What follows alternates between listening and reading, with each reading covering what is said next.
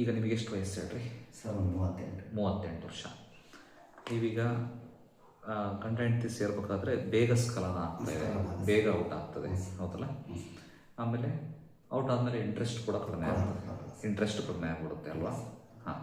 ಆಮೇಲೆ ನಿಮ್ಮ ಲಿಂಗ ಸೈಜು ಕೂಡ ಚಿಕ್ಕದು ಅಂತ ಅನಿಸ್ತಾ ಇದೆ.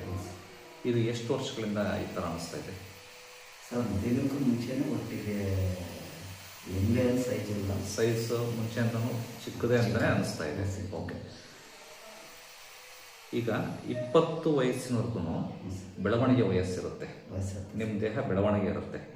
ಗಂಡು ಮಕ್ಕಳಿಗೆ 20-21 ವಯಸ್ಸು. 21 ವಯಸ್ಸು ಆದಮೇಲೆ ಬೆಳವಣಿಗೆ ಇರಲ್ಲ. ಈಗ ನಾವು ಏನು ಮೆಡಿಸಿನ್ಸ್ ಕೊಟ್ಟು ಲಿಂಗವನ್ನು ಬೆಳೆಸ್ತೀವಿ ಅನ್ನೋದು ಸುಳ್ಳು. ಅದೊಂಥರ ಹೇಳಿದರೆ ಅದು ಸುಳ್ಳಾಗ್ತದೆ, ಹಂಗೆ ಬೆಳೆಯಲ್ಲ. ಬಟ್ ನಾವು ಏನು ಮಾಡ್ಬೋದಪ್ಪ ಅಂತಂದರೆ ಗಡ್ಸ್ ಮಾಡ್ಬೋದು, ಸ್ಟ್ರಾಂಗ್ ಮಾಡ್ಬೋದು. ಆಮೇಲೆ ಅದು ಭಾಳ ಹೊತ್ತು ನಿಲ್ಲ ರೀತಿ ನಾವು ಮೆಡಿಸಿನ್ಸ್ ಕೊಡ್ಬೋದು. ಆಮೇಲೆ ದೈಹಿಕವಾಗಿ ನರಗಳಿಗೆ ಸ್ಟ್ರೆಂತ್ ಬರೋ ಥರ ನಾವು ಮೆಡಿಸಿನ್ಸ್ನ ಕೊಡ್ಬೋದು. ಸೈಜ್ ದಪ್ಪ ಉದ್ದ ಅದೆಲ್ಲ ಬೆಳವಣಿಗೆ ವಯಸ್ಸಲ್ಲಿ ಬೇಕಾದ್ರೆ ಪ್ರಯತ್ನ ಮಾಡ್ಬೋದು. ನಮ್ಮ ಆಯುರ್ವೇದಿಕ್ ಮೆಡಿಸಿನ್ಸಲ್ಲಿ ಯಾವುದೂ ಸೈಡ್ ಎಫೆಕ್ಟ್ಸ್ ಇರಲ್ಲ. ಆಮೇಲೆ ನೀವು ಗಂಡ ಹೆಂಡತಿ ತೃಪ್ತಿಪಡಿಸ್ಲಿಕ್ಕೆ ಬೇಕಾಗಿರೋದು ಸೈಜ್ ಅಲ್ಲ, ಸ್ಟ್ರೆಂತ್. ಲೆಂತ್ ಅಲ್ಲ, ಸ್ಟ್ರೆಂತ್.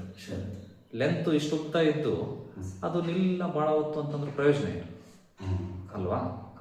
ಸೈಜ್ ಕಡಿಮೆ ಇದ್ರೂ ಪರವಾಗಿಲ್ಲ, ಲೆಂತ್ ಕಡಿಮೆ ಇದ್ರೂ ಪರವಾಗಿಲ್ಲ, ಸ್ಟ್ರೆಂತ್ ಇರಬೇಕು, ಗಟ್ಟಿ ಮುಟ್ಟಾಗಿರ್ಬೇಕು. ಸ್ಟ್ರೆಂತಿಗೋಸ್ಕರ ನಾನು ಮೆಡಿಸಿನ್ಸ್ ಕೊಡ್ತೇನೆ.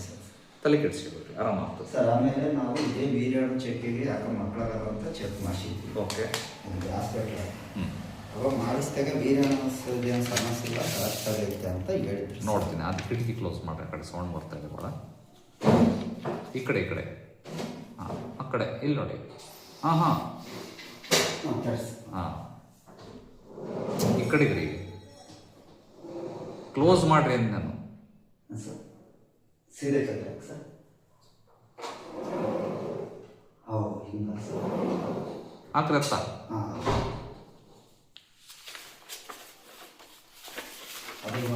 ವೀರ್ಯಾಣು ಸಂಖ್ಯೆದೇನು ಕೊರತೆ ಇಲ್ಲ, ವೀರ್ಯಾಣು ಸಂಖ್ಯೆ ಏನು ತೊಂದರೆ ಇಲ್ಲ, ಮಕ್ಕಳಾಗಕ್ಕೆ ಏನು ಸಮಸ್ಯೆ ಇಲ್ಲ. ಬಟ್ ನಿಮಗೆ ಲೈಂಗಿಕತೆ ನಡೆಸುವಾಗ ತೃಪ್ತಿ ಆಗ್ತಾ ಇಲ್ಲ ಇಬ್ಬರಿಗೂ.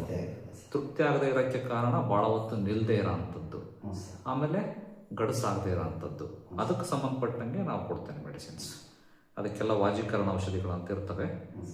100ರಲ್ಲಿ 90 ಜನಕ್ಕೂ ಆರಾಮಾಗಿದೆ. ಸೈಡ್ ಎಫೆಕ್ಟ್ ಅಂತೂ ಯಾವುದೇ ಇರೋಂಗಿಲ್ಲ. ಓಕೆನಾ? ಮಲಿಕೆ